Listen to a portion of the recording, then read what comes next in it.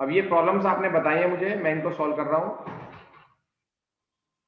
और प्रॉब्लम मैं लेता हूँ क्वेश्चन से बेटा। सबसे पहले मैं क्वेश्चन उठाता हूँ, जिस क्वेश्चन से जोन सा इलस्ट्रेशन कवर हो जाए मुझे आप बता देना पहले ही, ठीक है।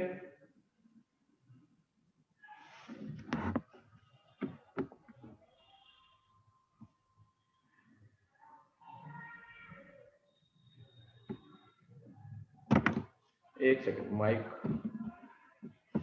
माइक बाबू कहाँ गए?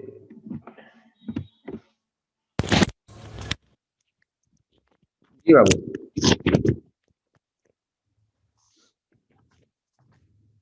क्वेश्चन सबसे पहले आया 12, 13, 26, क्वेश्चन नंबर 12।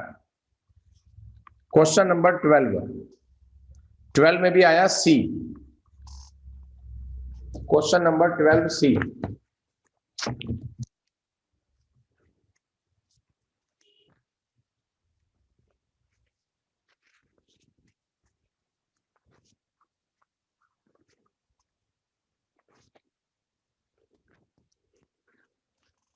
12C1। भाई मुझे तो आपकी बात समझ नहीं आई, ये 1 के बाद एन क्यों लिखवाया। चलो, जिसे जिसे 12C में प्रॉब्लम है वो हैंड रेस करो फटाफट। 12 के सी में जिसको प्रॉब्लम है हैंड रेस करो फटाफट। हाँ बोलो बोलो, कौन सा है? सर फर्स्ट और फोर्थ पार्ट लिखा है वो एंड। एन नहीं, अच्छा फर्स्ट और फोर्थ है, ठीक है। हाँ 12C का फर्स्ट और फोर्थ। पहले फर्स्ट, 12C का first. Redeemed 9% debentures of rupees 1 lakh at premium of 10%। अच्छा, इसका करंट रेशो पे देखना है इफेक्ट, ठीक है। करंट रेशो हमने एज्यूम कर लिया था, अच्छा 2.1 1.2 है तो 2100 और 1200 ऐसे एज्यूम कर लिया होगा हमने। अच्छा, लेकिन ये 1 लाख रुपया है, 1 लाख लूंगा तो गड़बड़ हो जाएगी, ठीक है ना। तो 21 लाख या 12 लाख भी ले सकते हैं, अदरवाइज डिबेंचर के अमाउंट को कम करके भी ले सकते हो आप, ठीक है। वैसे बड़ा सिंपल है ये सॉल्यूशन, आप उसकी टेंशन ना लो कि 1 लाख आ गया तो मैं 2100 को कैसे करूं, वो तो हमारी एजम्पशन है ना, ठीक है। मान लो ये डिबेंचर होते 500 रुपीज के और उनको आप 10% प्रीमियम पे रिडीम करते, तो आप कितना रिडम्पशन करते? 550 का रिडम्पशन करते, आप करते 550 का रिडम्पशन, ठीक है। जब डिबेंचर रिडीम होते हैं तो जिस साल डिबेंचर रिडम्पशन होना होता है बेटा, मैं कौन सा पढ़ा रहा हूँ, फर्स्ट पढ़ा रहा हूँ इसका, हाँ। जिस साल डिबेंचर का रिडम्पशन होना होता है उस साल वो वाले डिबेंचर हमारे करंट लायबिलिटी का पार्ट बन जाते हैं। करंट लायबिलिटी में एक सब हेड है other current liability. Other current liability में एक आइटम आती है current maturity of long term debts. तो इन डिबेंचर का रिडम्पशन उस हिसाब से होना है। तो एक तरह से मेरी करंट लायबिलिटी भी कम हो रही है और मेरी करंट एसेट भी कम हो रही है क्योंकि मेरा पैसा जा रहा है, ठीक है। अब इसको सॉल्व करके देख लो, जब इसको आप सॉल्व करोगे तो आपका रेशो इंप्रूव हो जाएगा, श्योरली आपका इंप्रूव माना जाएगा रेशो। आप करके देख लो, चाहे नीचे आ जाएगा 650 और ऊपर आ जाएगा, माइनस करके देख लो बेटा 1550, ये जो भी आएगा देख लो बेटा, ठीक है। Ratio will improve. बोलो पार्थी। सर इसका ना थर्ड पार्ट भी बता देना एक बार ही, मुझे ना वो थोड़ा सा कंफ्यूजन है उसमें। तो कंफ्यूजन तो मैंने पूछे ही है, लिखवा दिया करो, कोई दिक्कत थोड़ी है। Okay sir. फर्स्ट में बताओ, फर्स्ट हो गया, ठीक है। Third, sale of short term investment at loss. देखो, शॉर्ट टर्म जो इन्वेस्टमेंट होती है ये आपकी करंट एसेट होती है। मान लो 500 रुपए की करंट एसेट थी, मतलब इन्वेस्टमेंट थी, उस समय लॉस पे भेजे, लॉस भी पता नहीं कितने का है, तो हमने मान लिया कि सोल्ड फॉर 400, 400 का बेचा होगा, हमने 500 वाली चीज 400 की बेच दी, इनके लॉस पे बेच दी, ठीक है ना। तो ये भी करंट एसेट है और ये भी करंट एसेट है क्योंकि कैश है ये, ठीक है ना। तो करंट एसेट माइनस तो हुई 500 और प्लस कितनी हुई 400। तो अल्टीमेटली करंट एसेट क्या हुई, कम हुई। करंट लायबिलिटी पर कोई इफेक्ट पड़ा, नो, कोई इफेक्ट नहीं पड़ा। तो जब रेशो के अंदर सिर्फ मेरी 2100/1200 में से सिर्फ मेरी करंट एसेट ही कम हुई है,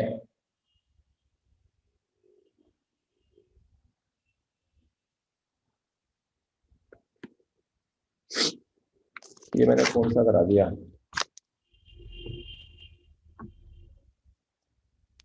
ये मैंने कौन सा करा दिया, अच्छा ये मैंने 13 का थर्ड करा दिया, ठीक है ना। तो वो तो बच्चों ने प्रॉब्लम पूछी नहीं है, ठीक। तो जो आप पूछ रहे हो मैं वो कराता हूँ अभी, एक सेकंड, सेव हो गया, ठीक है। और इरेजर,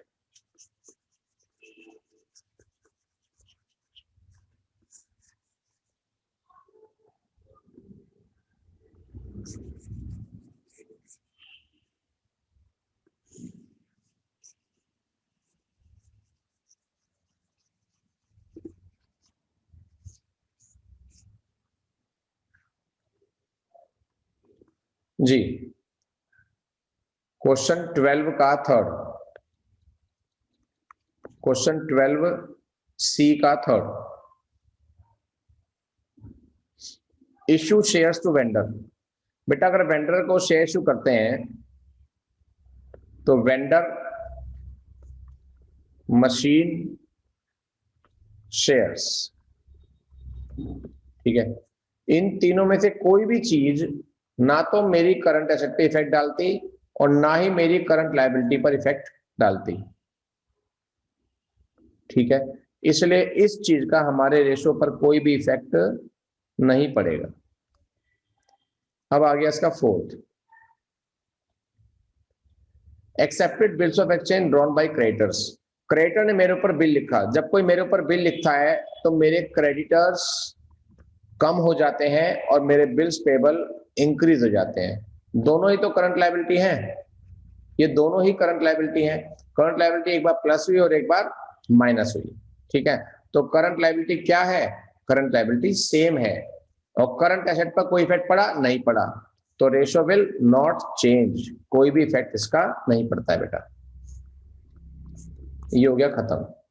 अब क्वेश्चन नंबर 13, 13 में पांचवा पॉइंट, क्वेश्चन नंबर 13 में पांचवा पॉइंट, बीपी एक्सेप्टेड, सेम यही वाली बात, 13 का पांचवा यही है जो मैंने बताया। छठा पॉइंट, बी आर एंडोर्स। बेटा कल बताया था मैंने, तो जब हम बी आर एंडोर्स करते हैं तो किसको करते हैं, क्रेडिटर्स को करते हैं। तो मेरे क्रेडिटर तो हो जाएंगे कम क्योंकि उनको मैंने पेमेंट दे दी, और मेरे बिल्स रिसीवेबल भी कम हो जाएंगे। एक तरीके से मेरी करंट लायबिलिटी भी कम हो गई और मेरी करंट एसेट भी कम हो गई। तो उसका इंपैक्ट चेक कर लेते हैं। रेशो है 2200/1000 और ये मैंने 500 मान लिया। जब दोनों ही कम हो रहे हैं तो दोनों में से मैं माइनस कर दूंगा 500। इफेक्ट देख लो बेटा कितना है, 1700/500 आया। रेशो विल इंप्रूव, इस चीज से मेरा रेशो क्या हो जाएगा, इंप्रूव हो जाएगा, ठीक है। नोट करो प्रॉब्लम, अगर जितना मैंने समझा दिया उसमें अगर कोई प्रॉब्लम है तो जल्दी से हैंड रेस कर दो फटाफट। जितना मैंने समझा दिया अगर उसमें प्रॉब्लम है तो जल्दी से हैंड रेस कर दो, बोलो। तो 12C का फर्स्ट वाला एक बार दोबारा बता दो सर, मैं ढंग से सुन नहीं पाया था सर, नेट प्रॉब्लम की अरे वजह से। यार 12C के फर्स्ट पे दोबारा पहुंच गया, आप तो बहुत सारी प्रॉब्लम है, तुम्हें थोड़ा सा अलर्ट होना पड़ेगा भाई, ऐसे नहीं बात बनेगी।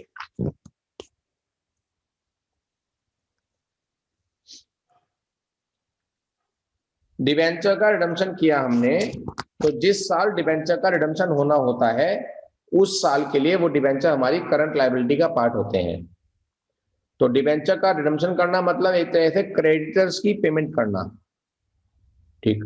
तो करंट लायबिलिटी भी कम हो जाएगी और करंट एसेट भी कम हो जाएगी, दोनों में से इक्वल अमाउंट माइनस करके देख लेना आंसर क्या आ रहा है, रेशियो विल इंप्रूव आएगा।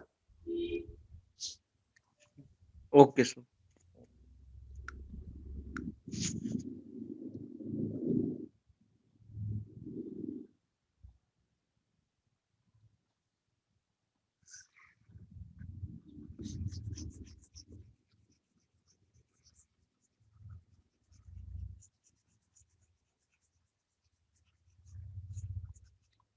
ये हो गया जी।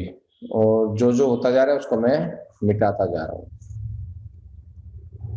ऐसे मिटाने की नीड तो है नहीं, कट कर देंगे। 5वां और 6ठा हो गया। अब 13 का 7th।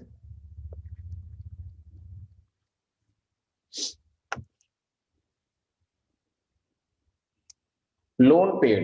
बेटा अगर मैं लोन पे करता हूं तो वो भी वही बात है, मेरी सीए और सीएल दोनों माइनस होंगी। दोनों ऊपर नीचे दोनों में से 500-500 रुपए माइनस करके देख लो, रेशो विल इंप्रूव आएगा। रेशो विल इंप्रूव आएगा। 9th point, share capital issue. अगर शेयर कैपिटल इशू हो रही है बेटा, तो एक तो शेयर कैपिटल पे इफेक्ट पड़ रहा है और दूसरा हमारा बैंक बैलेंस पे इफेक्ट पड़ रहा है। बैंक बैलेंस होती है मेरी करंट एसेट, ये तो मेरी प्लस हो रही है, लेकिन शेयर कैपिटल भी प्लस हो रही है।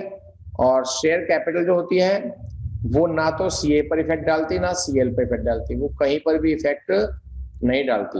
लेकिन बैंक बैलेंस की वजह से मेरी सीए, मेरी करंट एसेट बढ़ जाती है।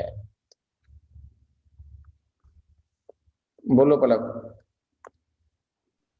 सर 13 के 7th पार्ट में हमने कहा कि इम्प्रूव आएगा। सर मेरा भी वही आ रहा है, पर बुक में इन्होंने रिड्यूस दिखा रखा है। लोन पेड करना 13 का 7th। हाँ, रिड्यूस तो नहीं हो सकता, रिड्यूस नहीं होगा, इंप्रूव ही होगा। ठीक है सर।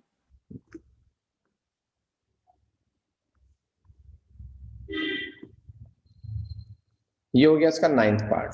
ठीक है, तो 13 भी सॉल्व हो गया। क्वेश्चन 13 के बाद मैं क्वेश्चन ही ले रहा हूं क्योंकि, तो क्वेश्चन नंबर 20 लूंगा। 20, क्वेश्चन 20, और आप मुझे बताएंगे कि क्वेश्चन 20 में आपको क्या प्रॉब्लम है।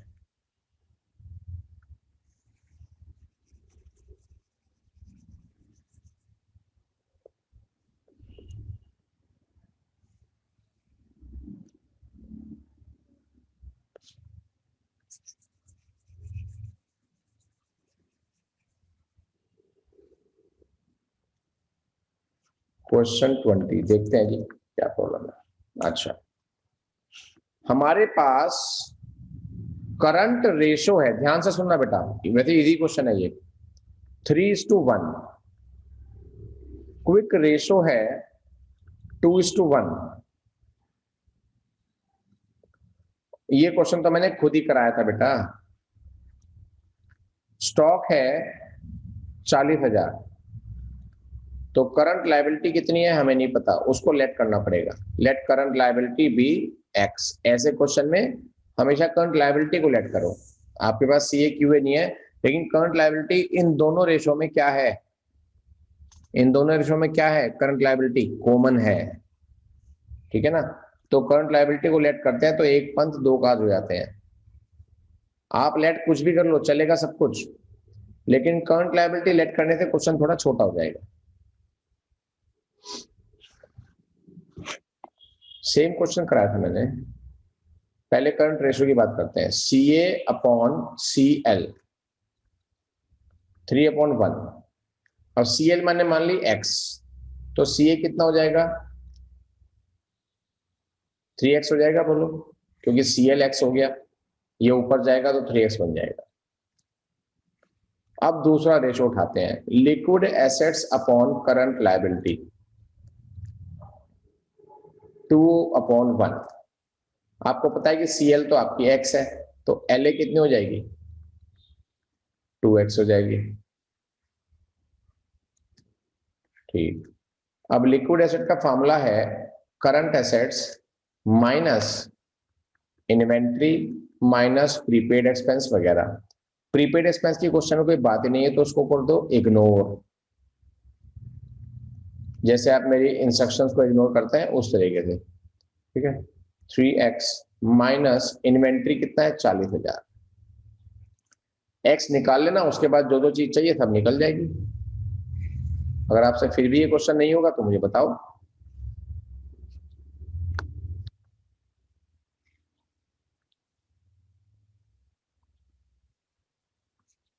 22।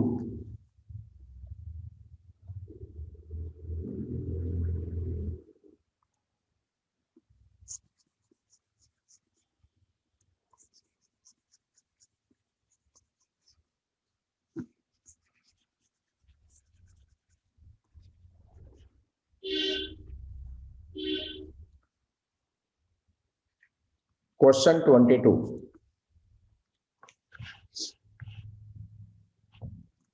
बेटा ध्यान से इस क्वेश्चन को भी ध्यान से सुनो, क्योंकि ऐसे क्वेश्चन बहुत इंपॉर्टेंट होते हैं बोर्ड के पॉइंट ऑफ व्यू से। करंट रेशियो है 2.5, तो 2.5 रेशियो 1 भी कह सकते हैं इसको हम। वर्किंग कैपिटल है बेटा 60,000। स्टॉक गिवन है क्वेश्चन में 50,000। ठीक है। अब करंट रेशियो गिवन है, यानी कि CA upon CL 2.5 upon 1। Let CL be X। CL को मैंने X मान लिया। सो CA कितनी हो जाएगी? जब ये X हो जाएगा तो CA हो जाएगी 2.5X। ये करंट एसेट आ जाएगी।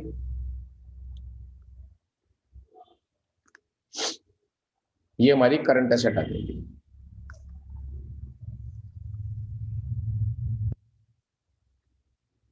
ठीक है। जब ये करंट एसेट है और करंट लायबिलिटी हमारी X है, तो CA और CL की दोनों की आपको X की वैल्यू तो पता ही है ना। तो CA माइनस CL क्या होता है? Working capital. यानी कि ये तो हो गया 2.5X, ये हो गया X, और वर्किंग कैपिटल आपको गिवन है। इस तरीके से आप X की वैल्यू निकाल लेना। X की वैल्यू निकालने के बाद आप जो चाहो वो निकाल सकते हो इस क्वेश्चन में जो आपसे पूछा है। 2022 में अगर आपको कोई भी प्रॉब्लम है तो आप मुझसे दोबारा पूछ लो, अभी के अभी हैंड रेस करके बेटा। क्वेश्चन नंबर 20 एंड 22 में अगर आपकी अभी भी कोई प्रॉब्लम है तो आप दोबारा पूछो।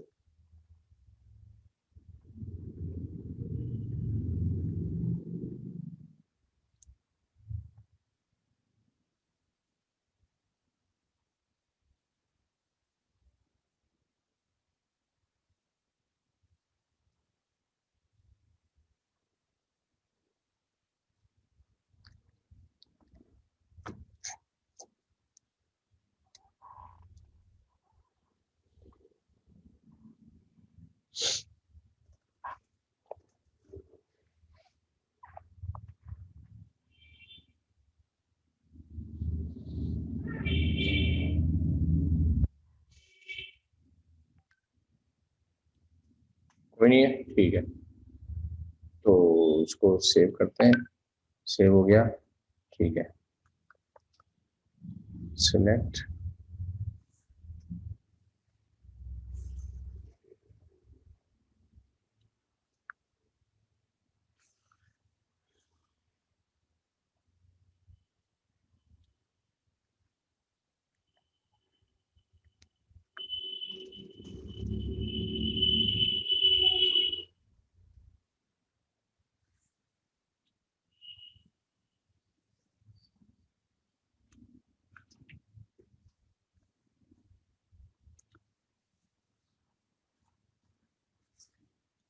ठीक है। अब हमारा नेक्स्ट क्वेश्चन 20-22 हो गया। 32 ये सब हो गया ना? नहीं, क्वेश्चन 26। क्वेश्चन 26 का 6 और 10। क्वेश्चन 26,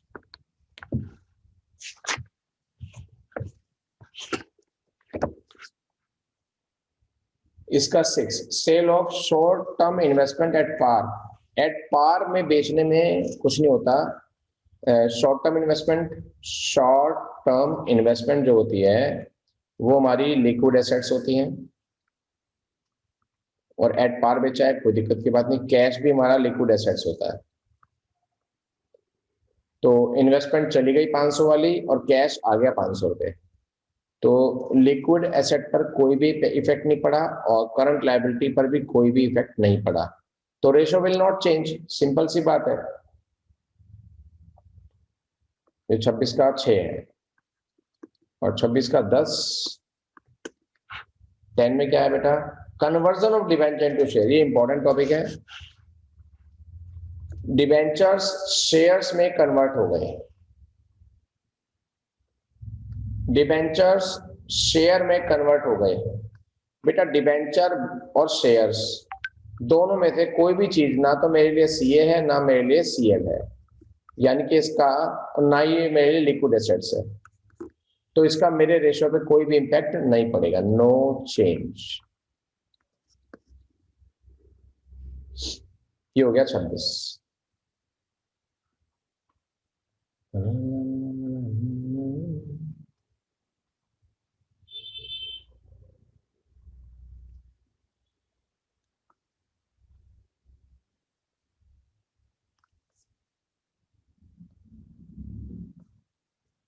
कोई दिक्कत हो जल्दी बताओ। ठीक है, 26 के बाद नंबर आता है बेटा 32 का थर्ड, 32 का थर्ड।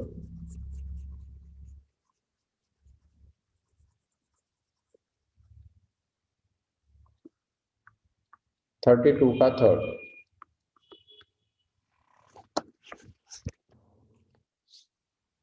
अच्छा ये दिया था मैंने आपको क्वेश्चन, चलो मैं करा ही देता हूं, वैसे मैंने कल इससे क्वेश्चन कराया नहीं था, अब कराता हूं। डेट इक्विटी रेशो 2/1 है, उसका थर्ड डिबेंचर्स शेयर्स में कन्वर्ट हो गए।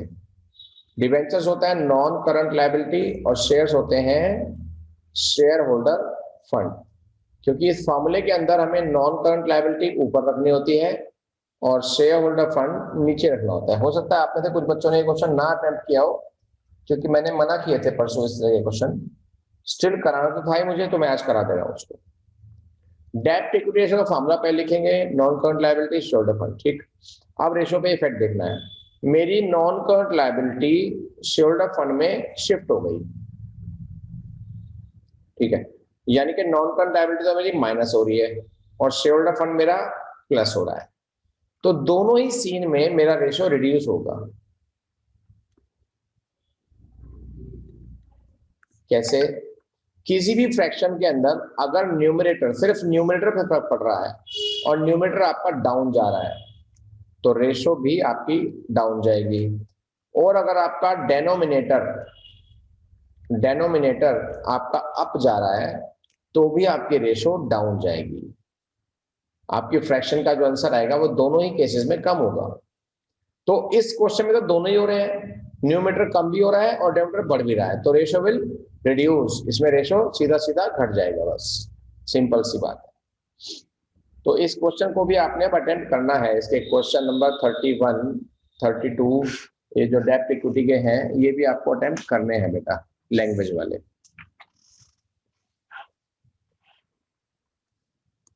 AB देखें जी क्या है ये 36AB डेप्थ इक्विटी रेशो है। वेरी गुड, बहुत अच्छा पॉइंट है, बहुत बढ़िया पॉइंट है, ये अब कराया था मैं, जगह बना लो।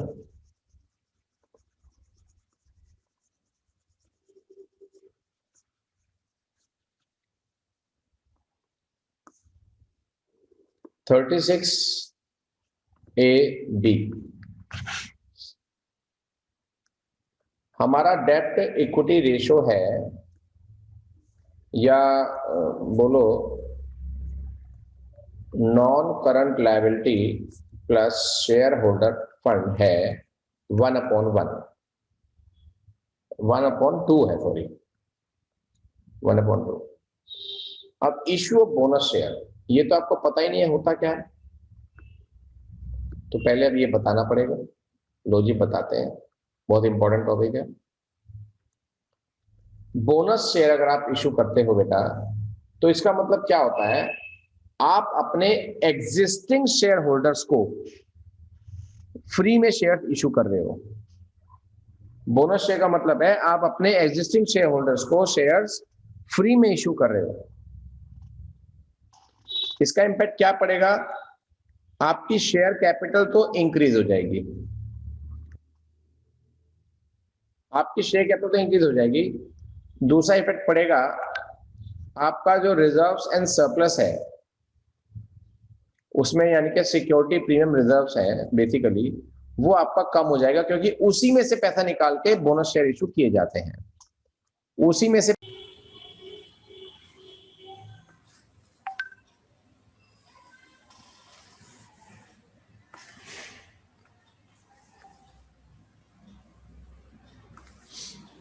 हाँ, ये क्वेश्चन 36 भी मैंने करा दिया। अगर बोनस में शेयर्स इशू होते हैं, अगर बोनस में शेयर्स इशू होते हैं तो शेयर कैपिटल हमारी इंक्रीज हो जाती है, लेकिन सिक्योरिटी प्रीमियम हमारा कम हो जाता है, रिजर्व एंड सरप्लस कम हो गया। लेकिन अल्टीमेटली दोनों ही आइटम शेयर होल्डर फंड की हैं, और शेयर होल्डर फंड्स हमारा उतना का उतना ही रहेगा। नॉन करंट लायबिलिटी पर इफेक्ट वैसे ही नहीं पड़ रहा, तो इसलिए रेशियो पर कोई भी इफेक्ट नहीं पड़ेगा। ये आपका होमवर्क है। और बोनस शेयर का यूज रिजर्व एंड सरप्लस से कैसे हुआ, मतलब सिक्योरिटी प्रीमियम का इससे कैसे लेके जुड़ा। एक थ्योरी मैंने पहले भी दी थी शेयर चैप्टर कराते हुए, वो थ्योरी आपको दोबारा करनी चाहिए। वो थ्योरी ये वाली है। ये क्वेश्चन है uses of security premium reserve, यानी कि एक कंपनी सिक्योरिटी प्रीमियम रिजर्व को कैसे यूज कर सकती है, उसकी रेस्ट्रिक्शंस हैं। तो ये जो 5-6 पॉइंट हैं, बस इन्हीं पॉइंट में कंपनी यूज कर सकती है, ठीक है ना, अपने सिक्योरिटी प्रीमियम रिजर्व को। तो पहला यूज यही है, बोनस शेयर। तो बोनस शेयर का मतलब है कंपनी सिक्योरिटी प्रीमियम के पैसे को बोनस शेयर में अपने शेयर होल्डर को फ्री में शेयर इशू करके यूज कर सकती है। हेलो।